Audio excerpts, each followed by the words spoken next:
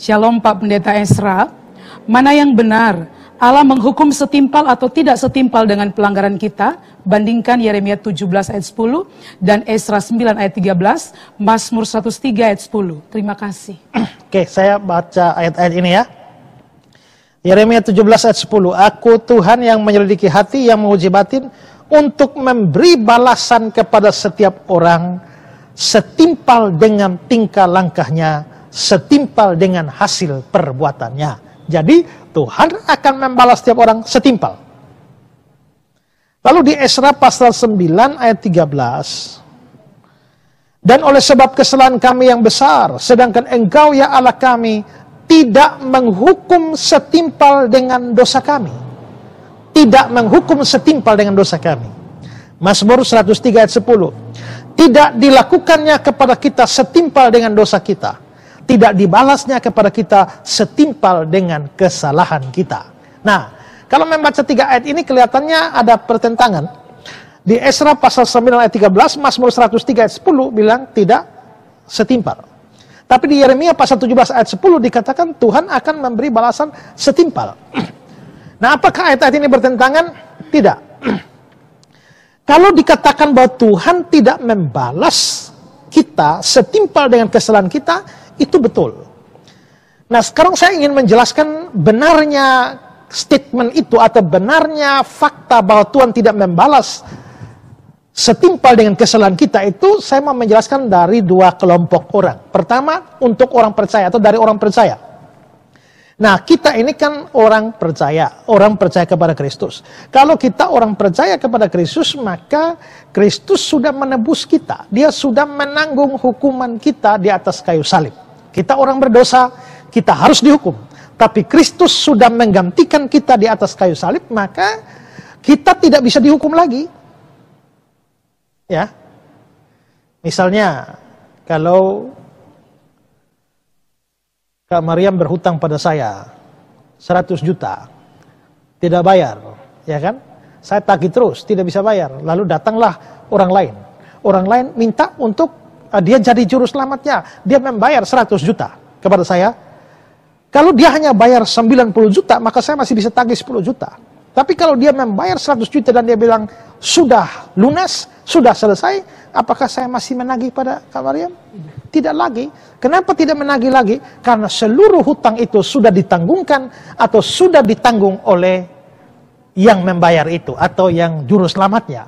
Karena itulah maka ketika Yesus menjadi juru selamat kita dan membayar seluruh hutang dosa kita dan di atas kayu salib dia bilang sudah selesai, maka tak mungkin lagi Allah Bapa di surga itu menagih pada kita hutang dosa kita. Dengan kata lain, setelah Kristus menebus kita, maka kita tidak bisa lagi dihukum oleh Tuhan Allah.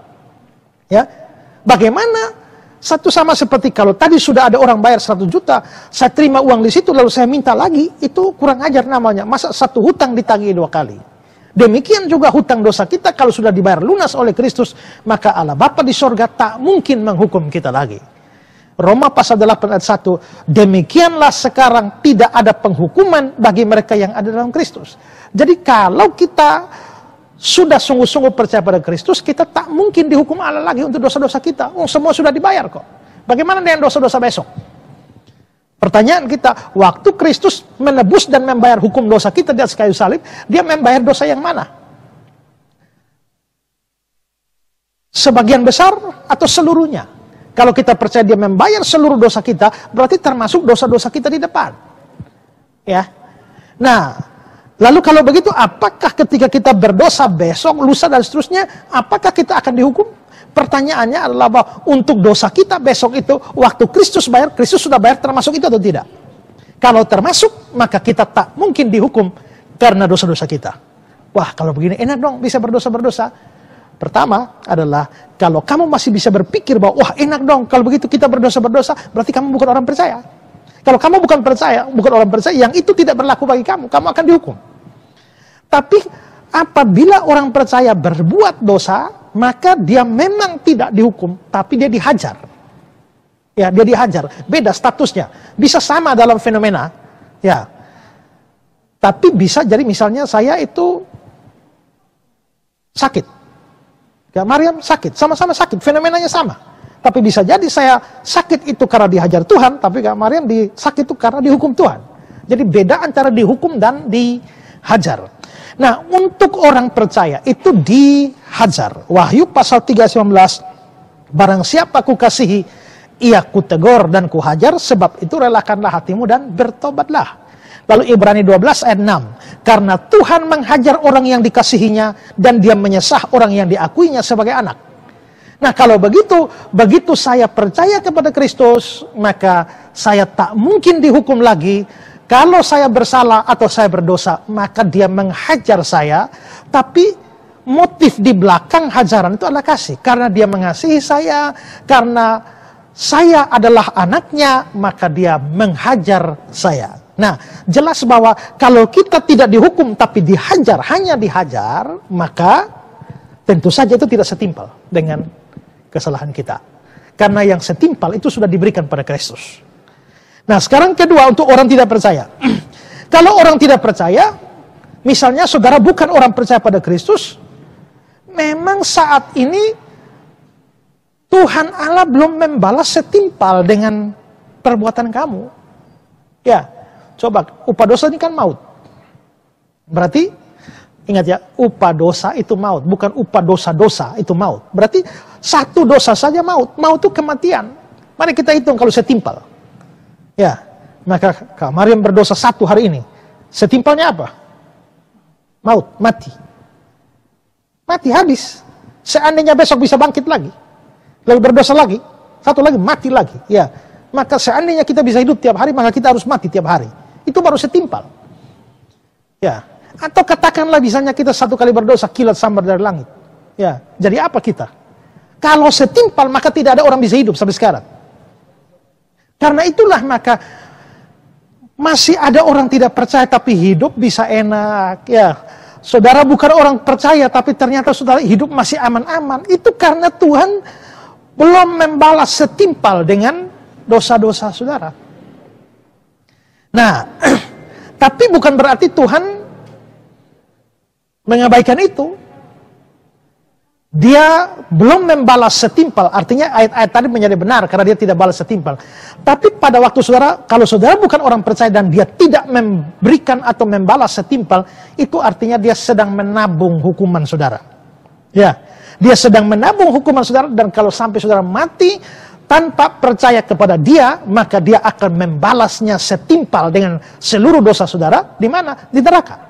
Pada waktu saudara masuk neraka itulah dia membalas semua perbuatan saudara setimpal dengan perbuatan saudara. Maka yang dosa sedikit, ya juga akan dihukum sedikit. Tapi ingat bahwa hukum sedikit tapi di neraka itu juga selama-lamanya. Ya, apalagi yang dosa besar, dosanya banyak, dia juga akan dihukum secara banyak, mendapatkan banyak hukuman. Karena itulah maka penghukuman yang setimpal itu sesungguhnya terjadi untuk orang tidak percaya kalau dia masuk ke dalam neraka. Kalau saudara saat ini belum dihukum setimpal, saya bilang tadi, itu hukumannya masih ditabung. Ya. Kalau kita lihat ayat Roma pasal 2, ayat yang ke-5 dan seterusnya. Tetapi oleh kekerasan hatimu yang tidak mau bertobat, engkau menimbun murka atas dirimu sendiri. Jadi ditimbun. Pada hari waktu mana murka dan hukuman Allah yang adil dinyatakan.